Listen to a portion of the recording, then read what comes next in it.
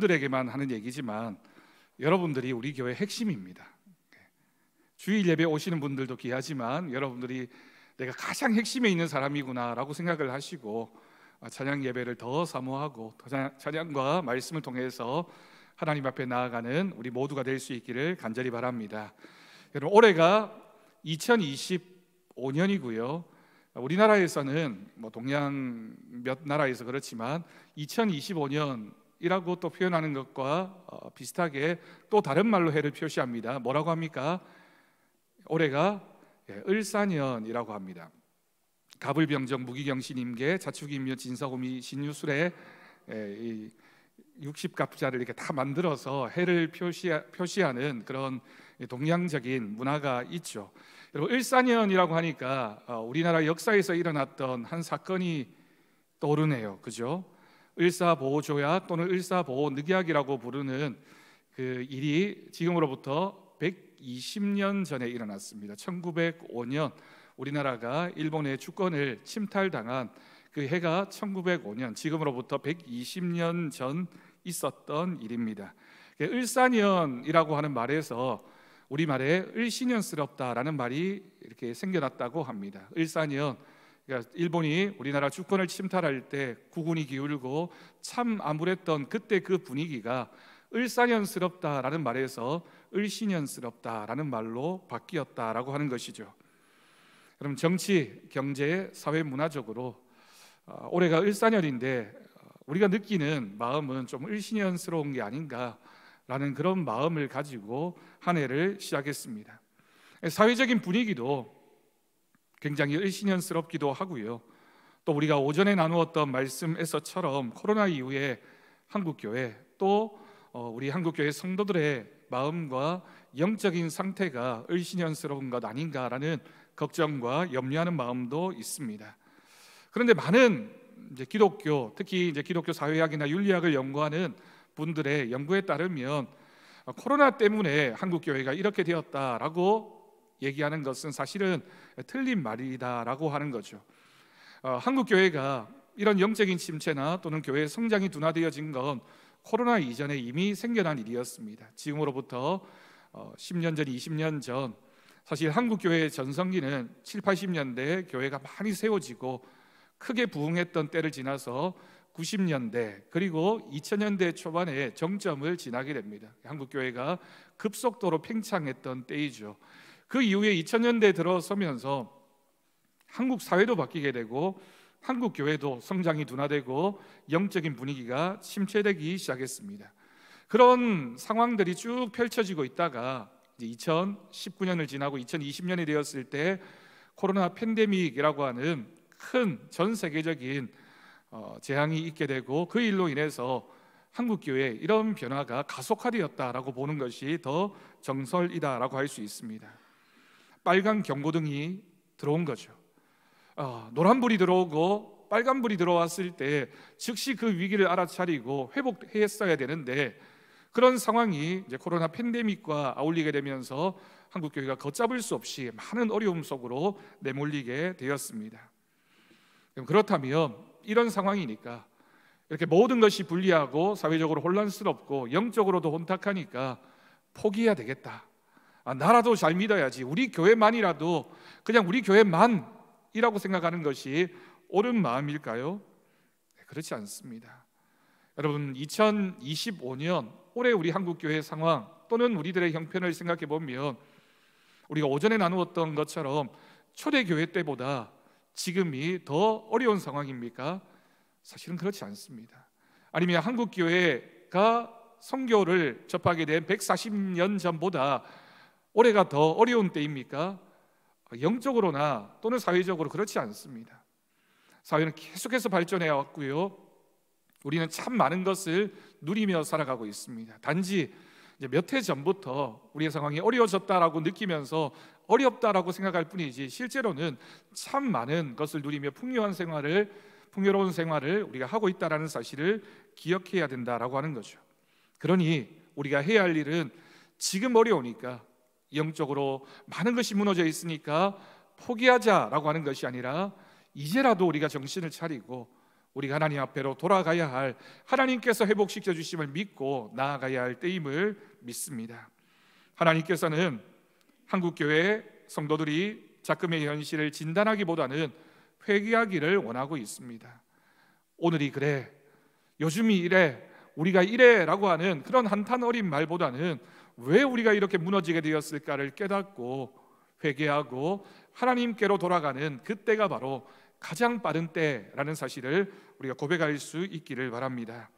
여러분, 오늘 말씀은 마른 뼈들의 환상으로 알려진 에스겔의 환상의 이야기입니다.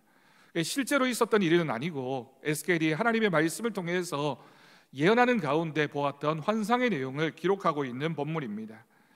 이 일이 일어났던 이 환상의 배경은 이스라엘 백성들이 포로기를 지나고 있을 때, 자기 고향에서 살지 못하고 바벨론 땅에 포로로 잡혀가 있으면서 그 인근에서 있었던 일을 환상 가운데 보았던 배경을 말하고 있습니다. 하나님께서는 마른 뼈들이 소생하는 극적인 환상을 통해서 너희를 대적하고 있던 그 적들이 멸망하지만 포로로 잡혀간 이스라엘은 회복하게 될 것이다 라고 하는 예언의 말씀을 주셨던 것이죠. 여러분, 이 예언의 말씀은 사실은 소망이 되는 말씀입니다. 참 좋은 일이 일어날 것이라고 하는 소망을 주는 말씀이지만, 그러나 전체적인 이야기의 분위기는 굉장히 두렵고 떨리는 마음으로 읽을 수밖에 없는 본문 내용입니다. 왜입니까? 지금 눈앞에 펼쳐지고 있는 현실, 지금 경험하고 있는 이 상황이 너무나도 어둡고 절망적이기 때문이죠.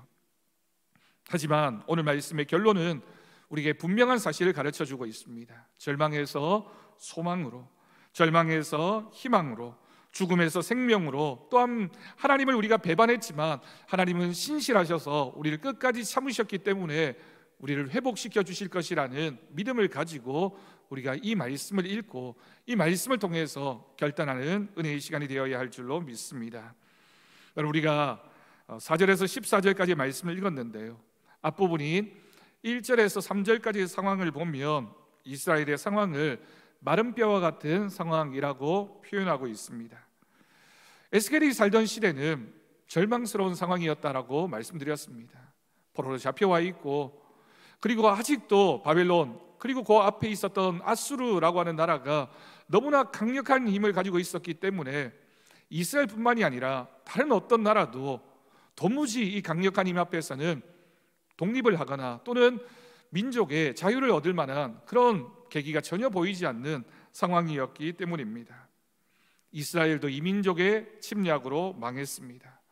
우리는 하나님의 백성인데, 하나님이 우리를 보호하고 계시는데, 하나님의 성전을 지어놓고 하나님이 그곳에 함께하고 있는 동안에는 우리는 결코 이 나라를 빼앗기지 않을 것이라고 믿었는데, 그 기대와 소망이 일순간에 사라져버리고 나라는 멸망당하고 성전은 무너져버렸고, 율법의 백성, 하나님의 말씀의 백성인 이스라엘이 바벨론 땅으로 포로로 잡혀오는 그런 비극이 벌어지게 된 것이죠. 에스겔 선지자도 그 포로들 가운데 하나였습니다. 어느 날 환상을 보여주시기 위해서 하나님께서 에스겔을 골짜기로 데려가십니다. 그곳에는 뼈가 매우 많이 있었고 그 뼈들은 바짝 마른 상태였습니다. 뼈라고 하는 상황도 절망적인 상황을 보여주고 있지만 그 뼈가 아주 말랐다라고 하는 것은 도무지 소망을 볼 수 없는 상황이었다라고 하는 것을 알려주는 것입니다. 하나님이 에스겔 선지자에게 묻습니다. 이 뼈들이 능히 살 수 있겠느냐? 여러분, 이 질문은 에스겔 선지자에게 어떻게 들렸을까요? 우리가 만약 이 환상을 지금 보고 있다면, 그리고 하나님이 우리에게 이 뼈들이 능히 살 수 있겠느냐라고 물으셨을 때 여러분 뭐라고 대답하시겠습니까? 에스겔의 대답은 정말 지혜로운 대답이었습니다. 어떤 대답을 했습니까? 주 여호와께서 아십니다 라고 하는 대답이었습니다. 여러분, 성경에는 하나님이 물으셨을 때 이렇게 대답한 여러 사람들을 우리가 성경에서 읽게 됩니다. 하나님은 질문하시고 인간은 겸손하게 나는 알 수 없지만, 내 능력으로는 감당할 수 없지만 하나님께서는 아십니다. 에스겔에게는 여호와의 능력을 신뢰한다는 믿음의 고백이 있었습니다. 소망이 없는 상황이지만, 소망이 없을 수밖에 없는 형편이지만 우리에게는 참 소망이 있는데 그 참 소망이 되시는 분이 하나님이심을 믿었던 것이죠. 여러분, 이게 소망의 근거입니다. 여러분, 우리가 올 한 해 열심히 일하면 뭔가 나아질 거야, 우리가 열심히 노력하면 좋은 결과를 얻을 거야, 여러분, 그 일의 변화에 대한 원인을 또는 조건을 우리에게서 찾으면 실망할 수밖에 없습니다.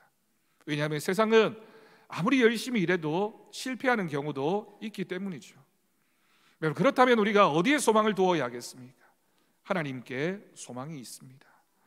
우리가 아무리 노력하는 것보다, 우리가 잘 준비하고 계획하는 것보다 하나님께 소망이 있음을 믿습니다. 그런 에스겔 선지자의 대답 앞에서 하나님은 4절 이하의 10절까지 말씀을 통하여 주님의 말씀을 대언하게 하십니다.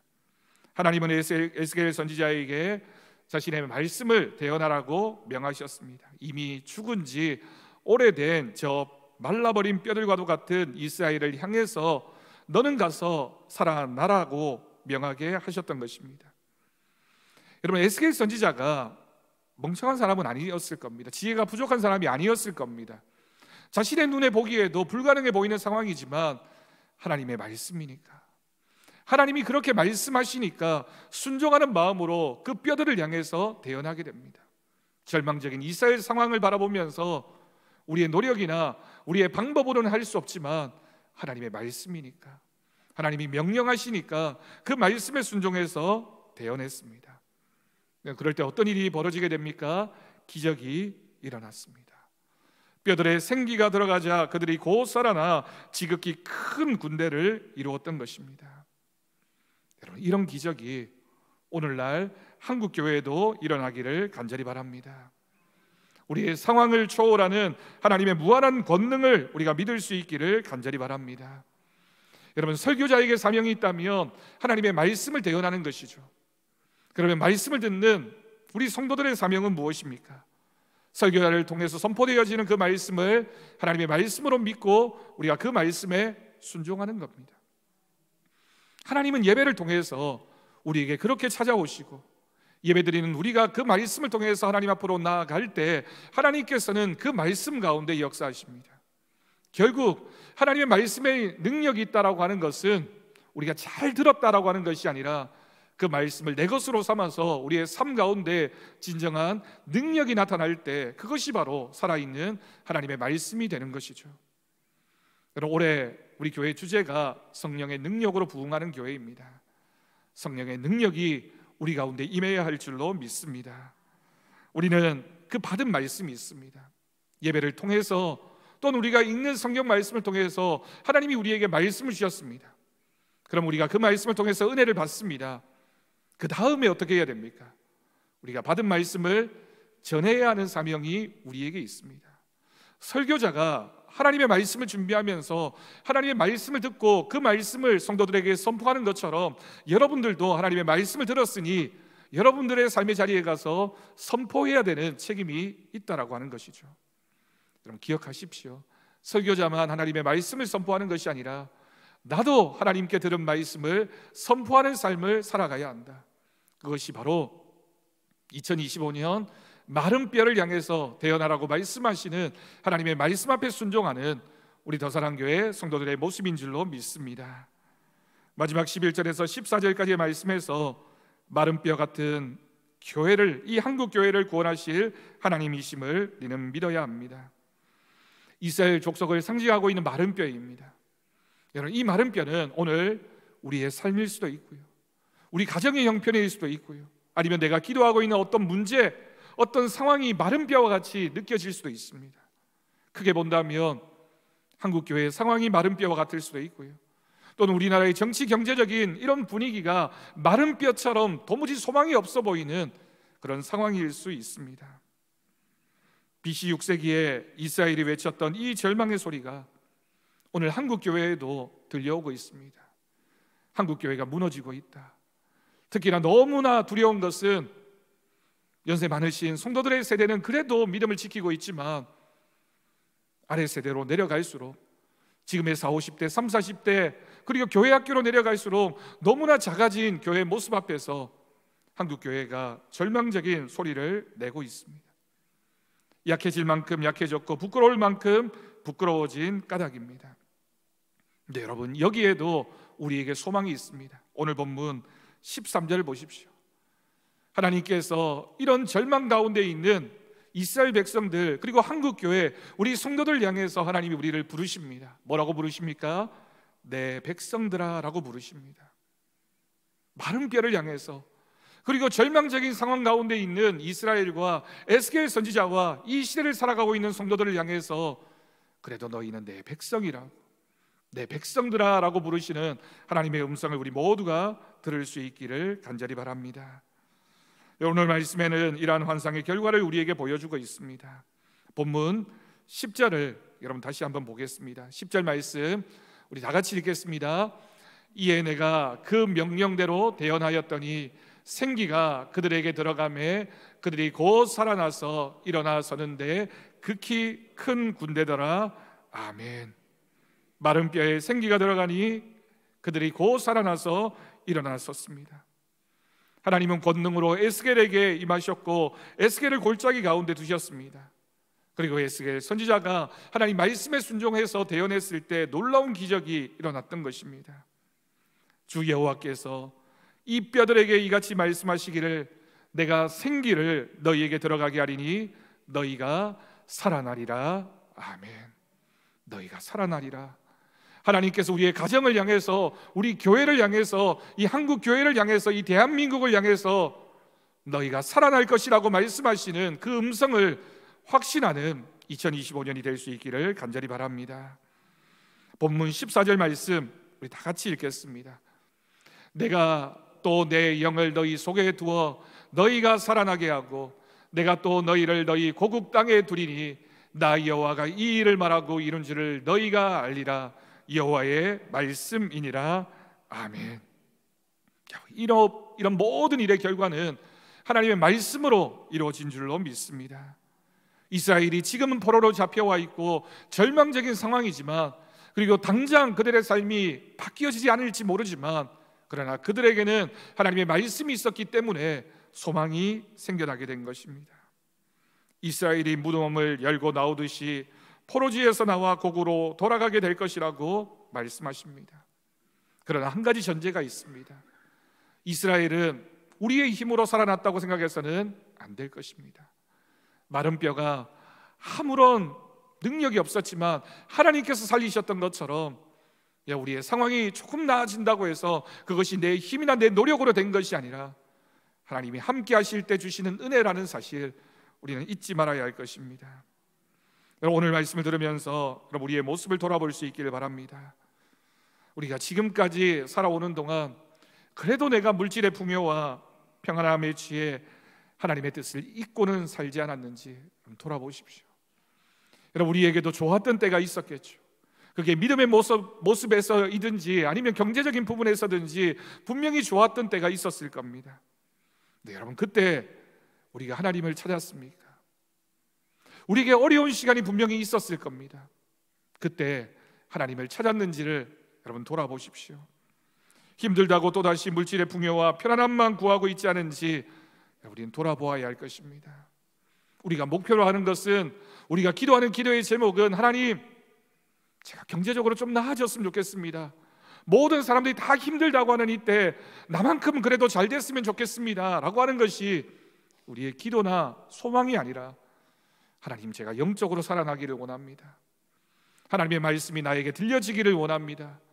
하나님이 나와 함께 하셔서 성령 충만한 믿음이 되게 해주십시오라고 하는 기도의 제목이 우리의 기도의 제목이 되어야 할 것입니다. 이 땅이 소생하고 부흥하기를 원한다면 먼저 말씀에 귀를 기울이고 하나님의 뜻이 무엇인지 알아야 합니다. 여러분, 세상 사람들은 그렇게 생각합니다. 남들보다 더 멀리 더 높이 가는 것이, 그것이 힘을 가지는 것이고 그게 내가 원하는 복이라고 생각합니다. 그래서 새해가 되면 많은 사람들이 이런 복을 얘기하면서 올 한해는 성공하십시오, 올 한해는 건강하십시오, 올 한해는 부자 되십시오, 올 한해는 원하는 것 이루십시오. 물론 우리가 그것도 우리에게 중요하겠지만, 정말 우리에게 회복되고 우리가 기억해야 될, 우리에게 정말 주어져야 할 은혜와 복이 무엇입니까? 하나님께서 원하는 이 땅의 교회와 성도들의 모습이 무엇입니까? 주님 없이, 예배 없이, 봉사 없이 성교 없이 살 수 없다는 사실을 기억할 때 회복이 시작되어질 것입니다. 어떤 상황에서도 내가 하나님을 놓치지 않으면 하나님은 결국 우리를 회복시켜 주십니다.